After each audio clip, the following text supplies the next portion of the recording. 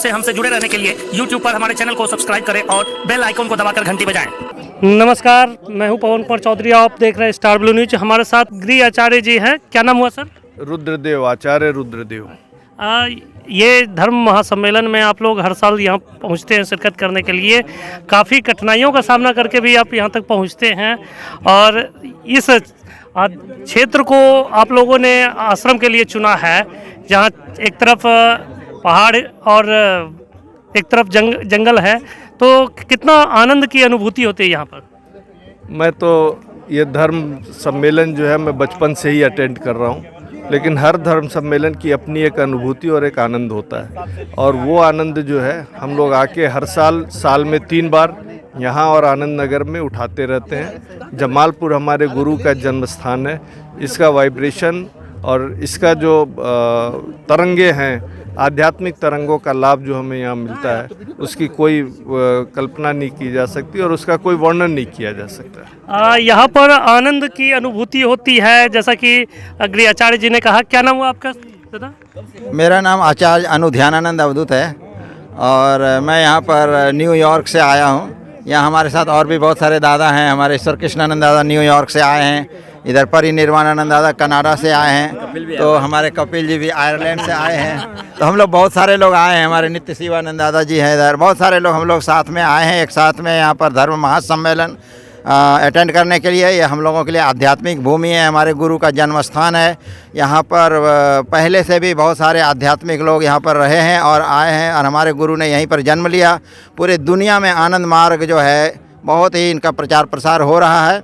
हम लोग भी यूएसए में रहते हैं, बहुत लोग पसंद करते हैं आनंद मार्ग को, बहुत सारे लोग उससे जुड़ रहे हैं। तो हम लोग जब यहाँ आते हैं तो हम लोगों को बहुत ही आध्यात्मिक एनर्जी महसूस होती है। भले ही जो दिक्कत है उस दिक्कत को हम लोग एक साइड में रख देते हैं और हम लोग एक साथ में भजन कीर्तन करते हैं, खाते हैं, पीते हैं। भाईचारे का फीलिंग होता है। मोहल्ले के मतलब यहाँ के जो लोकल लोग हैं उनका भी प्यार मिलता है, उनका भी बहुत ही हम लोगों को सहयोग मिलता है। इस तरह से हमने देखा कि यहाँ पर आने से बहुत ही आनंद मिलता है और यहाँ के लोकल लोगों का भी उससे विकास हो रहा है।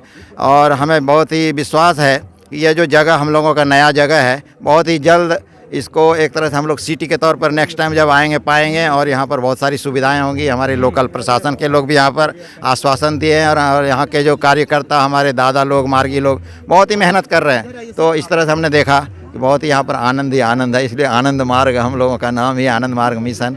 तो सभी को नमस्कार। आनंद ही आनंद का इन्होंने कहा कि यहाँ आनंद ही आनंद है। आप लोग देश विदेश में आनंद मार्ग के इस आनंद मार्ग के प्रचार प्रसार में लगे हुए हैं। कितना आनंद की अनुभूति होती है देश विदेश में जब इसका प्रचार प्रसार होता है? तो एक्चुअली हम लोग आनंद मार्ग जो न्यूयॉर्क सेक्टर कहते हैं, तो मेक्सिको, गुअतेमाला, कैरेबियन और यूएस, कनाडा, तो उसमें हम लोग घूमते हैं। दादा है ईश्वर कृष्णानंद दादा, जैसे नाम बता दिए दादा आपको। तो ये बड़ा एक यहाँ रहकर भी बड़ा एक अनुभव हो रहा है। भाई यहाँ की भूमि से किए हुए हर चीज़ जो है देश विदेश में लोग पसंद कर रहा है और हम लोगों को जो है ये एक तरह का यहाँ का एक आने से strong feeling that is completely spirituality, आध्यात्मिक क्षेत्र में हमें बड़ा अनुभूति होता है। और यहाँ के वातावरण से जो आते हैं तो बड़ा प्रभावित होते हैं। ये हम लोगों ने अनुभव किया है। दादा, ये बाबा का कार्य क्षेत्र रहा है और आप लोग यहाँ पे जो आते हैं और देश विदेश में भी इस आनंद मार्ग के प्रचार प्रसार में योगदान दे रहे हैं, तो कैसा अनुभूति हो रहा है जब से ये आप जुड़े हैं इसमें? हम जब से जुड़े हैं, ये बात 1967 की है जब मैं आनंद मार्ग में ज्वाइन किया और तब से आनंद मार्ग बढ़ते गया है। आनंद मार्ग में आने से बहुत चीज़ें सीखा और सिखाया, दोनों काम किया। तो हमारा मेन उद्देश्य है आत्मोक्षार्थम जगत हिताय च। अपने आत्मोक्ष के लिए हम लोग भजन कीर्तन साधना करते हैं। जगत हित के लिए हम लोग तरह तरह की जनसेवा करते हैं। तो हम तो इंडिया 79 में 79 में छोड़ा। पहले मैंने इधर गया, आपको जापान ताइवान जिसको हांगकांग सेक्टर बोलते हैं। उसके बाद मैंने मनीला सेक्टर गया जो इंडोनेशिया वाली साइड में गया। उसके बाद यूरोप चला गया और बर्लिन सेक्टर जिसको बोलते हैं। और भी मैं न्यूयॉर्क सेक्टर में हूँ और न्यूयॉर्क सेक्टर में हम लोग का करीबन 50 से 60 के बीच हमारा सेंटर है। और एक तो है हमारा मेडिटेशन सेंटर है जहाँ हम लोग मेडिटेशन लोगों को योग सिखाते हैं।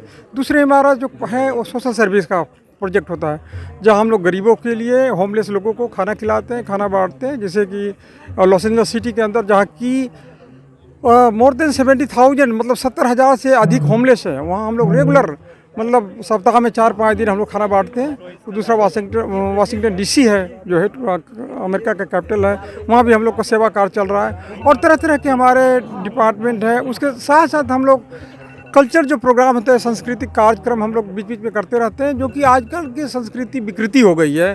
तो हम लोग किस तरह के सीख का दिया हुआ जो संगीत है, नृत्य है, वाद है, गीत है, वो बहुत इसको दिया गया था आध्यात्मिक प्रगति के लिए, लेकिन इसको जो है लोगों ने डिस्टॉर्ट कर दिया, उल्टा कर दिया। उसको हमको ये जो आध्यात्मिक संस्कृति यहाँ की है उसको बनाए रखना है। और हमारे लिए नहीं है, सारे संसार के लिए। हरमय पिता गौरी माता स्वदेशे भुवनम त्रयम, ये आनंद मार्ग का कहना है। आपने जानते हैं कि कृष्ण के ज़माने में हमारे जो सबसे बड़े दानी थे कर्ण, उनको जातीयता के कितना सहना पड़ा। यह जातीयता, सांप्रदायिकता, अंधविश्वास, रूढ़िवाद को हमको ख़त्म करना है। ये हर जगह है, वहाँ जातीयता तो नहीं है, लेकिन रेसिज्म है। उसको हम लोग चाहते हैं कि जितना जल्दी खत्म हो जाए उतना अच्छा है। तो ये सारे काम में हम लोग प्रचार करते हैं कि हम लोग मानव भाई, हम लोग एक पिता के एक संतान हैं। ये हमारी कामना है। वसुधैव कुटुंबकम की शिक्षा है। संघ छद्वंग 15,000 साल पहले दिया गया था ऋग्वेद में। अभी तक जो हमारी समाज की कल्पना तो दी गई, लेकिन बना नहीं समाज। इसलिए हम लोग लगे हुए हैं कि अच्छे अगर व्यक्ति बन जाएंगे तो अच्छे समाज का निर्माण हो जाएगा। तो यही हमारी है, हम लोग लगे हुए हैं। संदेश दिया है कि मानवता का विकास किया जा रहा है। आनंद मार्ग में आप लोग जुड़े हुए हैं, उसके माध्यम से कितना अनुभूति होती है? देखिए, हम लोग का जीवन का लक्ष्य है मनुष्य की दूसरों की सेवा करना। और जब अच्छे से श्रद्धा भाव से, अपने प्रेम भाव से यदि किसी आदमी से कनेक्ट होते हैं जो भूले भटके हैं, और ये तो सभी जगत में है। जैसे आप आध्यात्मिक जगत में कुछ लोग भूले भटके हैं, तो किसी को मानसिक तंगाई है, मानसिक प्रॉब्लम है, और आज के समय तो और ही ज़्यादा ये स्ट्रेस वगैरह हो रहा है। तो वो उनको जब बताते हैं हम अपनी जो योग साधना ये और खान पान की तरीका, तो इससे उन लोगों को बहुत रिलीफ मिलता है। उन लोग खुद उनको किसी मेडिसिन से ज़्यादा इससे प्रभाव होता है। तो उससे ऑटोमेटिकली ये लोग समझता है कि हाँ, भौतिक जगत में हर चीज़ नहीं हो सकता है, इसके अलावा भी है। तो आध्यात्मिक जगत में कनेक्ट होता है तो उनको सारी जो शांति होती है और स्पिरिचुअल रियलाइजेशन जो होता है उसको तो छोड़ ही दीजिए, वो तो ये पर्सनल है। हर आदमी अपने अंदर फीलिंग करता है कि मैं इस दुनिया में एक परम पुरुष परमात्मा जो है मेरे साथ है। और ये जो फील हो जाना कि मनुष्य को कि परमात्मा मेरे साथ है हर समय, उसकी एक सुरक्षित कहीं भी दोष दे नहीं सकता है, विश्वास नहीं दे सकता। लेकिन आनंद मार्ग ये रियलाइज करवाता है कि हर आदमी को वो परमपिता परमात्मा के संतान है और उनको किसी से न डरने की है। अपनी जीविका को सही ढंग से, सुरक्षित ढंग से, व्यवस्थित ढंग से सभी मायने में, मतलब भौतिक जगत में भी बैलेंस करके, नहीं कि हम सिर्फ हिमालय में चले जाएं और बस साधना ही करें, नहीं, उसको सारे बैलेंस करके चलना है। नहीं, सभी जगत में, भौतिक जगत में, मानसिक जगत में और आध्यात्मिक में, तो उसको एक रियल आनंद की में प्राप्ति होती है, क्योंकि उनको सभी जगह सक्सेस मिलता है, सभी जगह उनको प्रोग्रेस होता है। तो एक शांति का ये होता है। तो हम लोग हर जगह यही मैसेज देते हैं, और सर्विस के माध्यम से, साधना के माध्यम से, योगा के माध्यम से, खान पान के माध्यम से, ये जो सोसाइटी जो हम लोग को एक साथ मिलते, एक पारिवारिक वो जो फीलिंग होता है, जैसे यहाँ पर अभी देख रहे हैं इतने लोग आए हैं सभी जगह से, एक अपना फैमिली समझते हैं। तो हम जहाँ जाते हैं वहाँ के फैमिली में, मैं अभी फिलीपीन में, पूरा साउथ ईस्ट एशिया में घूमता हूँ, इंडोनेशिया, बैंकॉक, थाईलैंड, ये सभी जगह। तो ये सभी जगह हम लोग अपनेपन का एक फीलिंग होता है कि हमारा परिवार है सभी जगह। तो यही है, तो उससे आनंद ही है। आप बने रहे हमारे साथ, देखते रहे स्टार ब्लू न्यूज़।